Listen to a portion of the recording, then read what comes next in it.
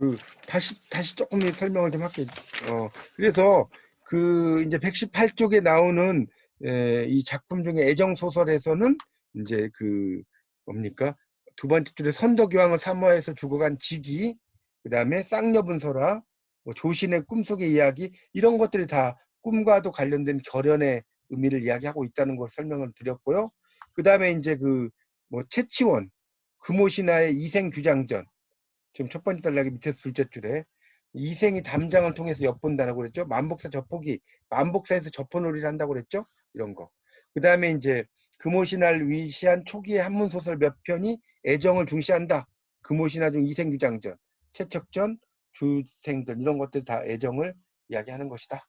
자, 그 다음에 애정소설 남녀의 결혼을 방해하는 장벽이 있다 라는 설명을 드렸고요. 자, 그런 걸 잘 물리치는 거고, 자, 그 다음에 이제 119쪽으로 이제 넘어가면요. 특히 이제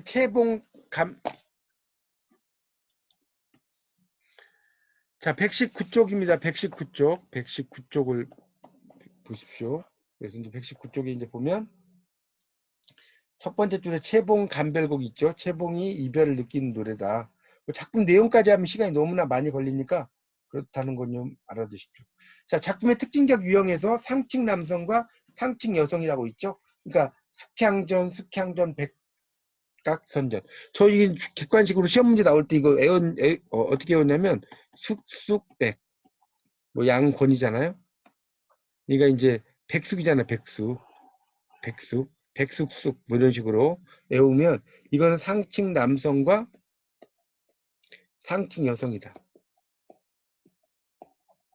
자, 이렇게 이제 이야기를 할 수가 있죠. 어쨌든 그런 것들 다 그런 이야기예요. 그 다음에 이제 밑에 보면 양산백전 같은 경우, 그러니까 숙향전은 마고의 집을 찾아가 부모 몰래 결혼하고, 결혼은 뭐라고 써? 인연을 맺는 거. 그다음 수경낭자전은 백선군과 수경의 그 인연, 하늘로 올라가요. 상천, 오를 상자입니다. 이게 상자가 윗상자가 아니고 하늘에 올라간다. 그 다음에 수학하러 가는 도중에 결혼해요. 그 다음에 현세에서 결혼한 뒤 무덤에서 함께 재생해요. 권용선전은 여성과 상면한 후 결혼해요. 이런 게 많죠.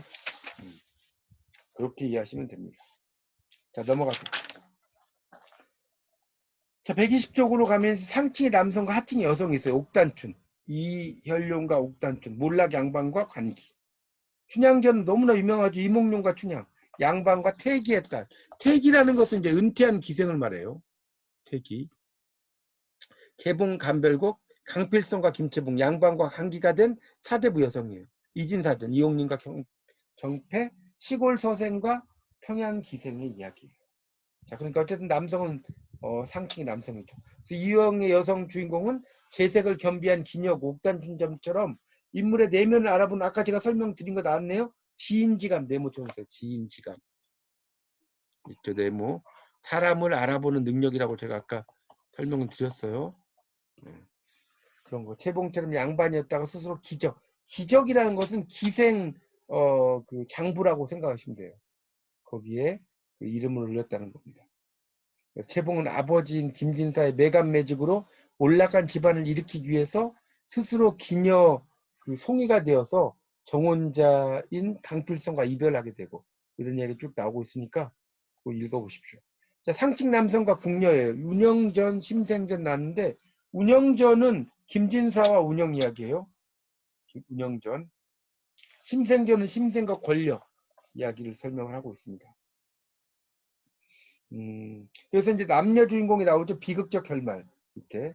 그래서 궁녀라는 위치, 신분의 고하를 막론하고 궁궐 남성, 밖의 남성과 사랑을 성취할 수가 없잖아요. 그러니까 이제 비극적인 파국을 알려주는 이야기다. 보시면 되겠습니다. 자, 121쪽. 여기 보면 이제 이런 게 또 재밌죠. 남녀의 결혼의 계기를 기준으로 몇 가지 설정하는데, 먼저 몽중상면, 꿈속에서 상면해요. 자, 121쪽 지금 보고 있어요. 그 다음에 몽중예시, 꿈속에서 예시가 돼. 숙향전, 이선은 꿈의 부처의 안내로 왕모의 잔치에 갔다가 이선의 곁눈질에 부끄러워 진주를 떨어뜨린 선녀를 만나고 숙향만 연모하게 되었고, 숙향은 요새를 타고 오는 소년이 꿈의 요지를 진주에 집어 가던 그러니까 신선임을 알았다는 거. 수경낭자전, 백성군도 서당에서 독사하다가 조는 사이에 꿈속에 선녀 수경을 만나 사랑을 속삭인다. 그 병이 들어 죽었어요. 수경이 현몽한 약속대로 찾아가 천연, 그러니까 하늘이 맺어준 인연이죠. 자, 권용선전. 오판서가 자기 딸과 친정 가연이니 실기치 마라. 그러니까 기약을 어기지 말라는 거죠. 그래서 이제 연정을 품게 된다 이런 이야기고요. 수학과정 중에 상면에서 결혼한 유형이 양산백전이 대표적이라는 거예요. 그래서 양산백이 공교롭게도 운항사 동구에서 남자로 변한 추경대를 만나 같은 방에 돈 거예요. 그러다가 이제 사랑에 빠진 이야기라는 거. 이게 참 재밌죠. 우리나라에서도 그 보면 그 성균관 스캔들, 커피 프린스 점 1호, 커피 프린스 1호점인가? 이런 드라마 있었죠. 이게 전부 다 어떤 이야기냐? 남장 여자 이야기. 그런 이야기죠. 자, 그렇게 이제 이해하시면 되겠습니다. 자, 완상이라는 감상인데 정치를 감상하는 중에 상면하는 거, 춘향전과 채봉 감별곡이 있다는 거예요. 자, 그런 것도 좀 이해하시면 되죠. 뭐 이야기는 여러분이 한번 읽어보세요. 어떤 내용인지는. 연애에서 상면하는 것, 121쪽 마지막 단락. 이거는 옥단춘전과 이진사전이 있다는 거예요. 자, 옥단춘전은 옥단춘이 기생의 몸이죠. 연애에 갔다가 거린 행장으로 친구를 찾아온 이열룡이 비범한 인물을 알고 죽음에서 구출해요. 자기 연정을 고백을 해요. 넘기세요. 그래서 이제 연애를 통해 결혼을 했고. 자, 그 다음에 이제 마지막에 궁중에서 상면해요. 이게 운영전이라는 거예요. 궁녀와 이제 만나는 이야기 아닙니까? 대군의 식객으로 궁중에 돌아온 소년 유생 김진사의 시중을 들다가 그의 제모에 그 마음이 끌리는 이야기라는 거예요. 자, 작품이 실제로는 주생전과 채책전이 나왔어요. 주생전, 권필이 지었다고 전해지는 책입니다. 자, 거기 주생전의 이야기는 그 제일 밑에 쭉 설명이 나와 있습니다. 주생전이 어떤 내용인지는 쭉 설명을 하고 있어요. 그러니까 이 주생전이라고 하는 것은 권필의 작품인데 기녀신분의 거기 이제 써놓으세요. 이 주생전은 기녀신분의 갈등형 애정소설이죠.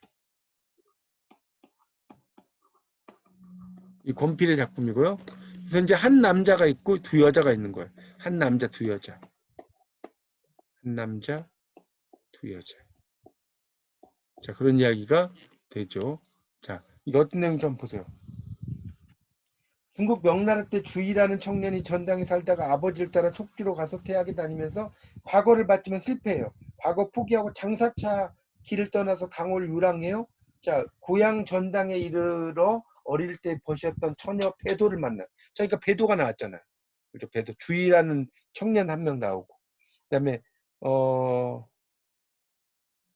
그렇죠? 배도를 따라갔다가 승상의 딸 소나의 또 미모에 혹해서 연정을 품게 되고 승상 부인은 배도로부터 주생의 탁월한 학식을 듣고 주생을 국영의 스승을 정했다. 주생은 배도의 집에서 국영을 가르쳤다.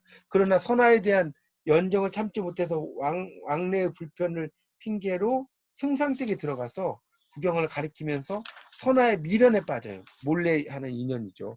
이를 알아본 배도가 원망하자 주생은 배도의 집을 돌아왔으나 배도에 대한 사랑은 이미 식어 있었다. 배도는 사랑을 잃고 괴로워하다가 죽었다. 구경도 병사하자 주생은 의지할 곳이 없어서 전당을 떠났다.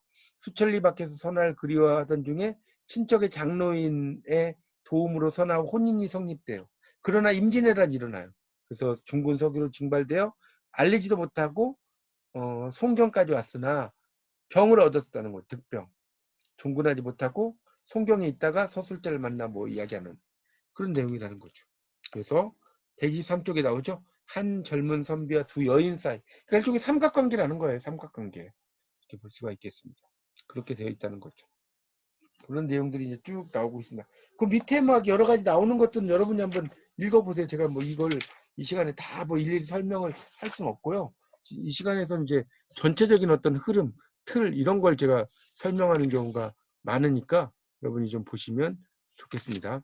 하여튼 이런 작품들은 이제 전과 후가 있는데 이 전과 후에서 전은 사실성이 상당히 강하고요.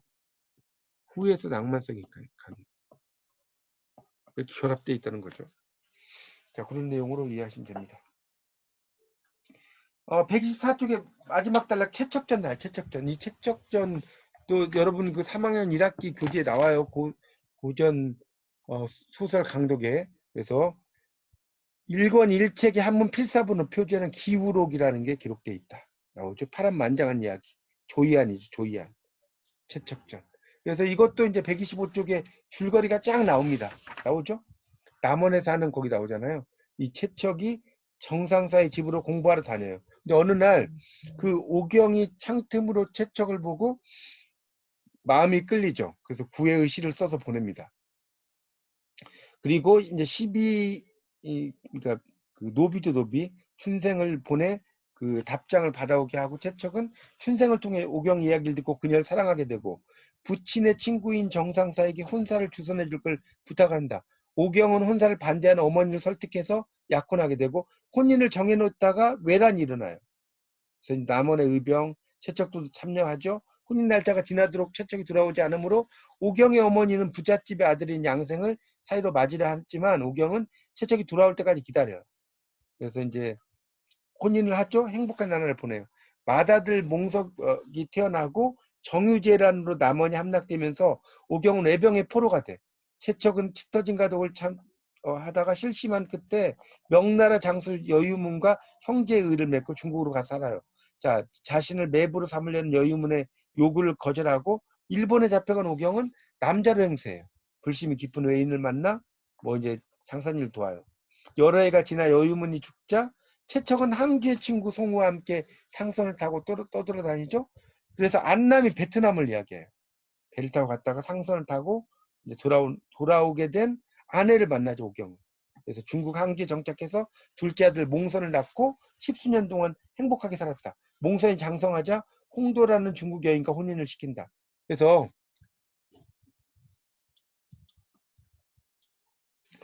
그런 이야기 나오죠. 지금 125쪽 보고 있습니다. 125쪽. 그래서 이제 그 쭉 이야기가 나오니까 하여튼 여러분 자세히 읽어보시면 역사적인 걸 상당히 배경을 해서 이 채척전을 이제 애정소설로 보느냐 역사소설로 보느냐 이 채척전에 대해서는 이제 그런 설이 있는 거예요. 채척전은 역사소설이냐 아니면 애정소설이냐. 이렇게 이제 두 가지 학자마다 이 견해가 달라요. 어떤 학자는 이거는 그 역사다. 또 어떤 학자는 애정이다. 이렇게 이야기를 합니다. 이렇게 보시면 됩니다.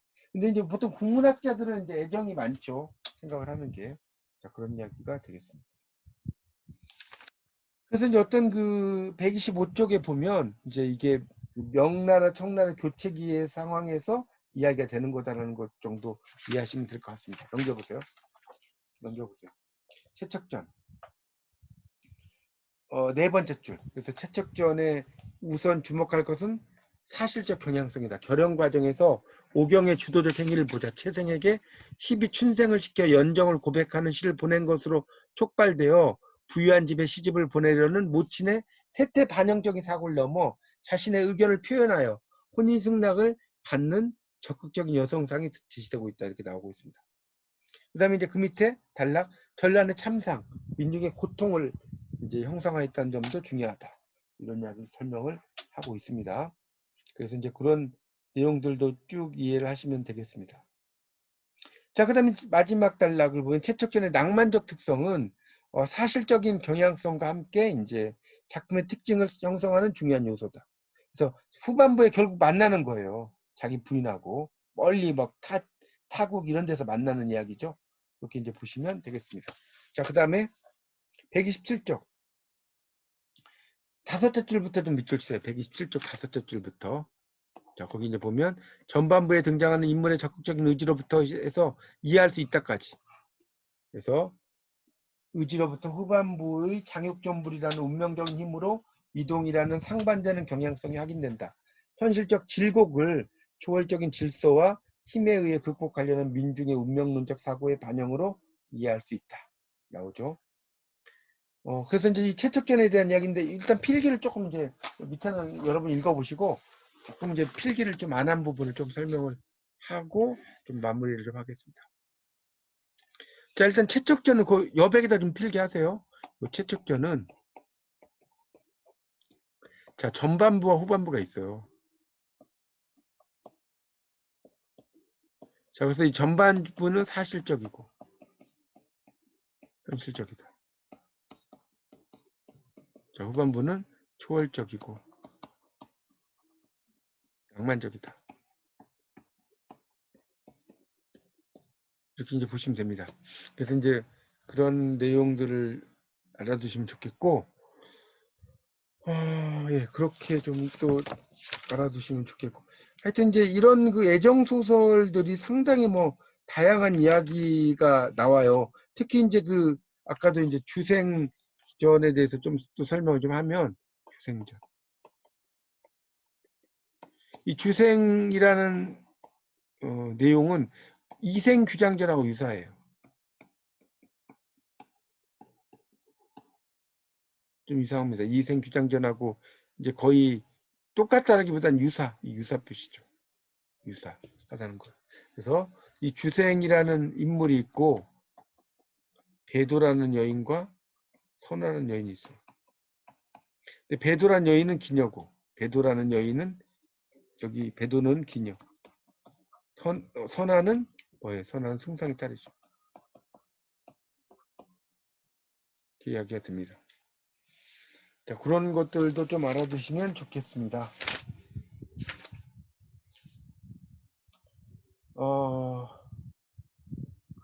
이제 그런 내용들, 하여튼, 그래서, 있다는 걸 좀 여러분이 좀 알아두시고,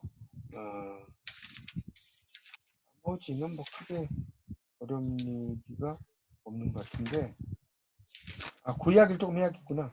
그래서 이제 우리가 조금 남은 시간 조금 더 이야기를 할 게 있네요.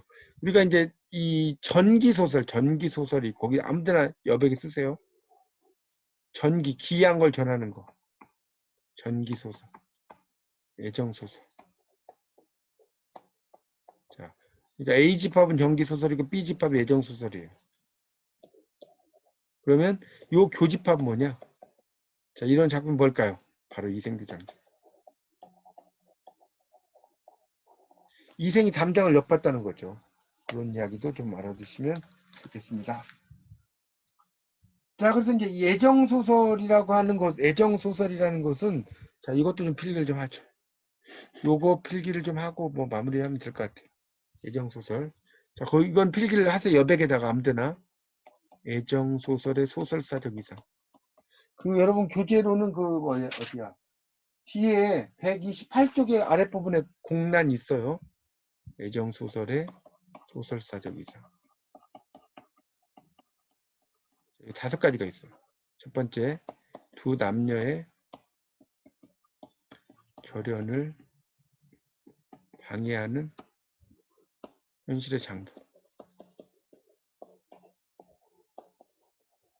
자, 이런 게 있고, 두 번째, 초역사적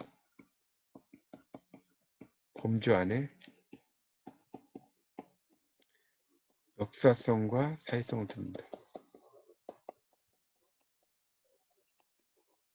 그 다음에 세 번째, 애정 서사문학의 전통.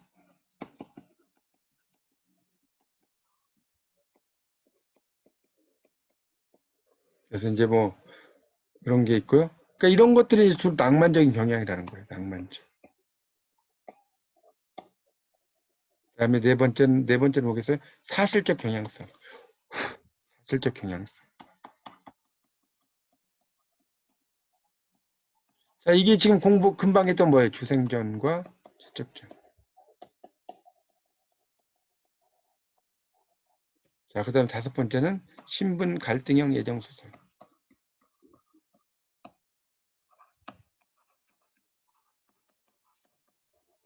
이런 게 있다는 거죠. 그러니까 이런 게 뭐예요? 상킹사대와 천민기녀, 춘향전. 자, 이런 것들이 있다라고 볼 수가 있겠습니다.